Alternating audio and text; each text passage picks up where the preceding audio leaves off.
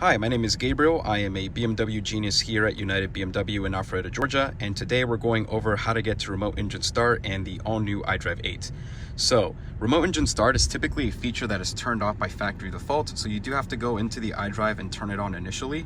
To do that, you want to make sure you click on Climate menu first to expand your climate control menu. On the bottom left, you'll see settings, so we want to click on here. Then we'll see preconditioning. So once we select this, we will see remote engine start down at the very bottom. We want to select that and we want to make sure that we check this feature on, start engine for climate control. This will allow us to use remote engine start. Now you can use this either from your key fob or through the My BMW app. To use remote engine start, all we want to do is we want to click the lock button on our key 3 times. So we're going to click here 1, 2, 3. Then you should see the lights flash and then the car start. And that should be it. On your My BMW app, you should see a fan icon on the right hand side and a semicircle. Click that and it'll remote start your car. As always, if you have any additional questions, please feel free to give us a call or stop on by.